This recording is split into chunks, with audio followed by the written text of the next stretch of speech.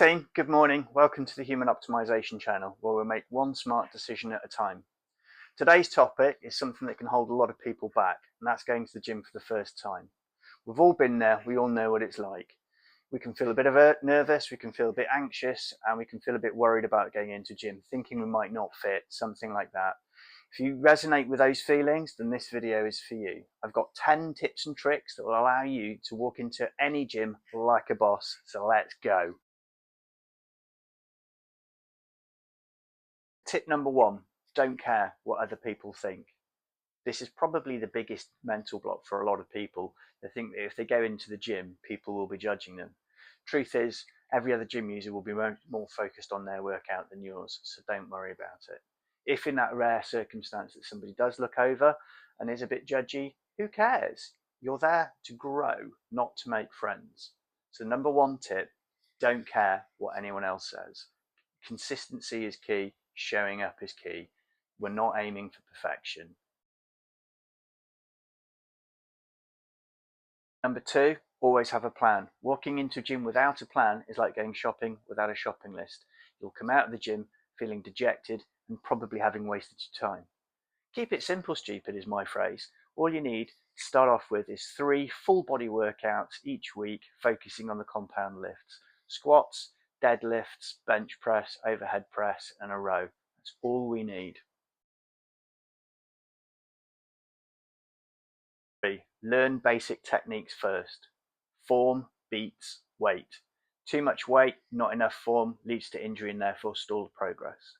There's loads of decent apps like Strong and Athlean-X out there, loads of YouTube tutorials to teach you the basic technique.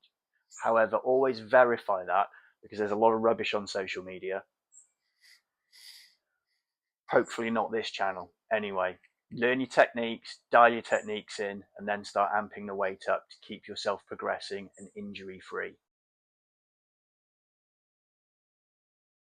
Number 4, what works for one may not work for another. This is one of the things in the gym when people come up to you and say, hey bro, why aren't you doing 3 sets of 10 reps? We all have different bodies, we all have different aims, we all have different goals. Just because your mate swears by HIIT, it may not suit you, it may not fit your goals. It's all about personalization. Figure out the end state that you want to achieve and work towards that. 5, consistency over intensity. You may have gone into a gym session before and absolutely smoked yourself, and then you're out of action for the next week. Start your consistency with a low intensity so you don't miss those sessions through being sore or being tired. Start low and then amp it up once you've got the consistency. You've got a thing called the super compensatory phase, which means up to 3 days after your exercise, that's where you've got yourself into a higher plateau, and then it comes down. So if you've smoked yourself in the gym and you can't train for 4 or 5 days, you've missed out on those gains. So consistency over intensity. Number 6, warm up, cool down. Mandatory, not optional. We're all a bit lazy. We all can say that we probably skip warm-ups and cool downs at some point, but don't. Especially those of us who are getting a little bit older, this grey hair isn't painted on. The idea of a warm-up is that it prepares our body for exercise.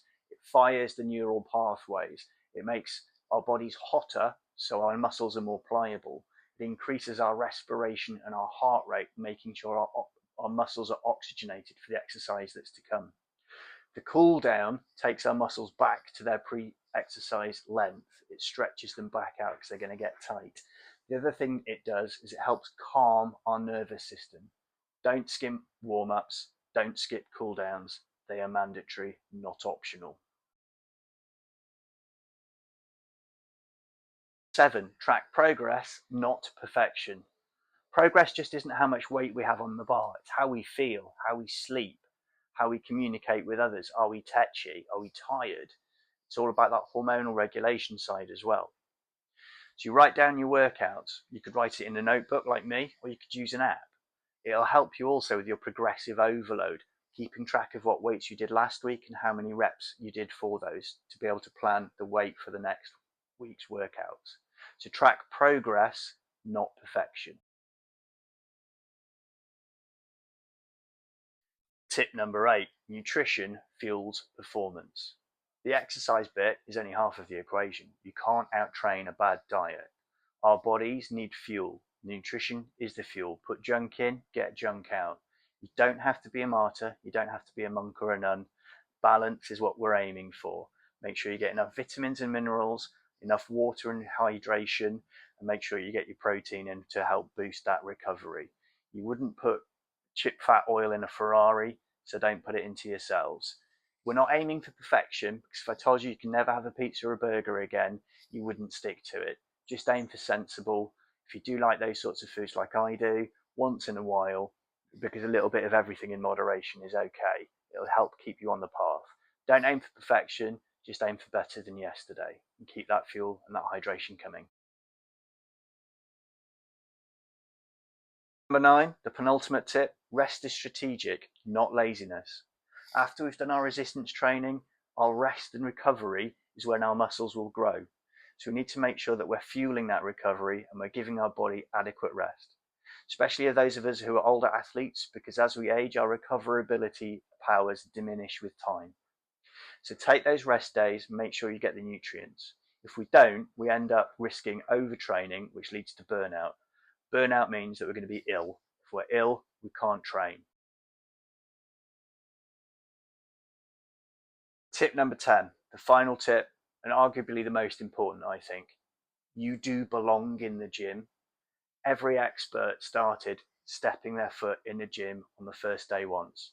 Arnold Schwarzenegger had a first day in the gym. Everybody belongs in the gym. Gyms aren't about perfection. Gyms are about progression. Everybody belongs in a gym.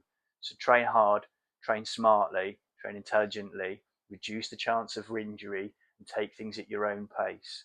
Learn the techniques, the basic techniques first, get those down, then start amping the intensity and the weight up. And then we'll all get where we want to go, which is all different for each of us. Okay? So I hope you've enjoyed the video. Smash that like button, hit subscribe, and watch out for the next video.